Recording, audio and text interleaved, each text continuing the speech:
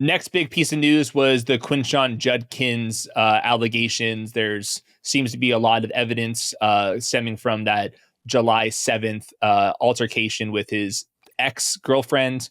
Yeah, this is typically a scenario where you're going to find yourself on the commissioner's exempt list. The NFL hates domestic violence in particular, just stemming from the Ray Rice PR disaster that the NFL took on. So we've seen players before. In fact, the Browns' second round pick from this last season found himself in a pretty similar situation. He was placed on the commissioner's exempt list once he had his contract. He was ineligible to be playing for the Browns during that, and then he serves his suspension after that case gets settled. Quinshon Judkins is not at Browns training camp that the rookies were able to report today. He's not going to be out there. He's trying to get this criminal case behind him. Let's see if he can accept a plea, if these charges are going to get dropped. But the evidence seems to be pretty strong based off the police report. So this is typically a suspension that we're talking about 5, 6, 7, 8 games. I think the baseline is going to be pretty close to about that 6-game mark.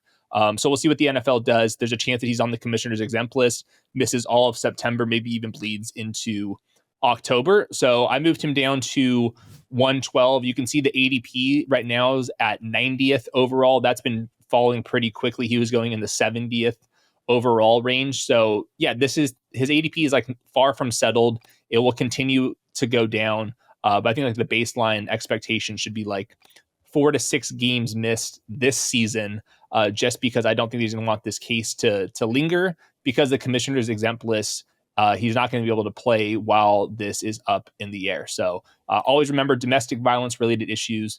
That's especially a big deal for the NFL just based off of the Ray Rice PR disaster that they had. So behind him, you have to move Jerome Ford and Dylan Sampson up. I put them like right next to each other in the 150 range. I think that these guys will be like pretty bad starters early on until we kind of figure out exactly the touch share. Jerome Ford's been in the league for a while, kind of a stockier build compared to Dylan Sampson, who I really liked as a prospect, went later in the draft than I was expecting. I do like his profile, but at the same time, we just shouldn't expect 5th round rookies to be like ready to go in week 1. So if Quinshon Judkins is not out there, I think it's going to be Jerome Ford early in the season, but I do like Dylan Sampson's profile long term. So we'll wait to see the exact details on Quinshon Judkins if he lands on the commissioner's exempt list, but I would just like personally expect him to be not out there in September.